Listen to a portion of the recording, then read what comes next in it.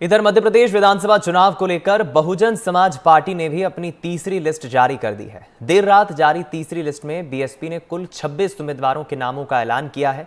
List में दमोह जिले की पथरिया सीट से मौजूदा विधायक रामबाई सिंह को टिकट दिया गया है, जबकि छतरपुर जिले की राजनगर सीट से कैंडिडेट को बदला गया है। पहले रामराज पाठक को वहां प्रत्याशी बनाया गया था, लेकिन अब घासीराम पटेल को प्रत्याशी घोषित किया गया है। वहीं मुरैना जिले की जौरा सीट पर पार्टी ने पूर्व विधायक सोनीराम कुशवाहा को अपना उम्मीदवार बनाया है। हालांकि मुख्य मुकाबला बीजेपी कांग्रेस के बीच है, लेकिन बीएसपी बहुजन समाज पार्टी का भी मध्य प्रदेश के उन सीटों पर या उन क्षेत्रों पर हम कहें दखल है जो उत्तर प्रदेश की सीमा से लगती है। खासतौर पर विंध्य की उन सीटों की हम बात करें, इधर ग्वालियर चंबल में भी vote bank Bahujan Samaj party का है। और पिछली बार हमने देखा भी था जब बहुजन समाज पार्टी से जो उम्मीदवार भी जीतकर चुनाव में आए थे, रामबाई जो पथरिया से अभी मौजूदा विधायक हैं और दबंग विधायक रामबाई को कहा जाता है। चलिए इस खबर पर हम रुक करेंगे। ज्यादा जानकारी और बातचीत के लिए हमारी सहयोगी अमृतांशी जोशी का हमारे साथ जुड़ गई हैं।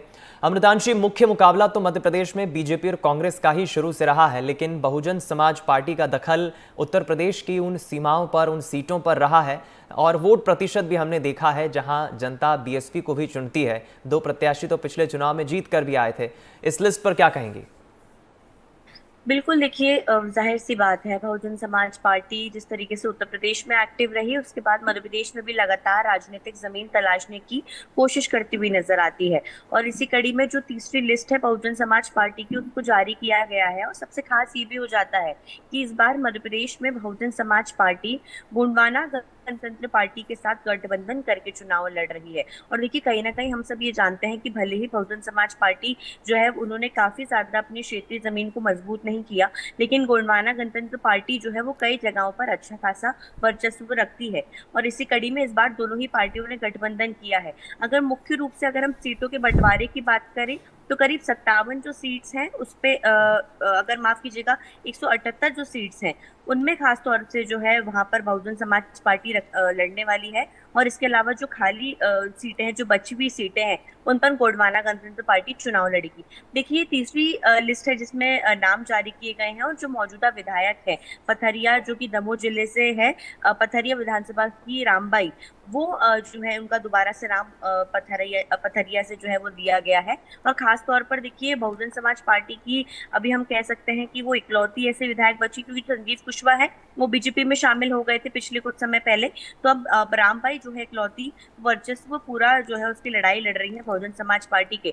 दबंग विधायक मानी जाती हैं, चर्चाओं में रहती हैं और अपने क्षेत्र में अच्छा खासा दबदबा भी है। लेकिन ऐसे ही कई 26 सीटों पर जो है वो लिस्ट जारी की गई है। एक नाम जो है वो बदला गया है, घासीराम पटेल को जो है पिछले उम्मीदवार को हटाकर टिकट दिया गया है। राजधानी भोपाल की अगर हम बात करें तो गोविंदपुरा सीट से यहाँ पर जो है उमा देवी वर्मा को टिकट दिया गया है। और खास तौर पर इस लिस्ट में एक गौर करने वाली बात यह है कि जो बीजेपी के नाराज लोग थे, जो कि बहुजन समाज पार्टी में शामिल हो गए, या फिर दूसरी पार्टियों के पूर्व पदाधिकारी, या फिर कोई नाराज ऐसे लोग थे जिनको अपनी पार्टी में टिकट नहीं मिला, उन्होंने बहुजन समाज पार्टी को ज्वाइन किया और यहाँ पर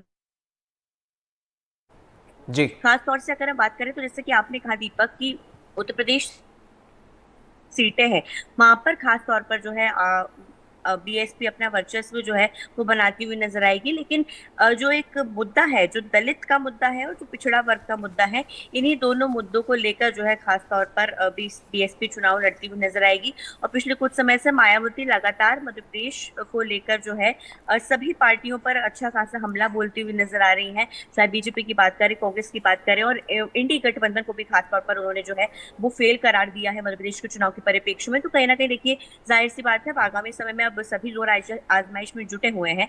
तो हो सकता है कि मायावती मध्य प्रदेश दौरे पर भी आए और यहाँ पर अपनी पार्टी के लिए जो है प्रचार प्रसार करती हुई नजर आए, क्योंकि आज हम देख रहे हैं कि भगवंत मान भी आने वाले हैं। सभी बड़े तमाम नेता जो इन पार्टियों के हैं, जो मध्य प्रदेश में पैर जमाने की कोशिश कर रही हैं, वो पूरी तरीके से अब जो है एक्टिव मोड में नजर आ रही है। जी, तो क्या हम अमृतांशी मानकर चले कि पिछले चुनाव की तरह इन क्षेत्रीय पार्टियों का भी एक अहम रोल होगा सरकार बनाने में?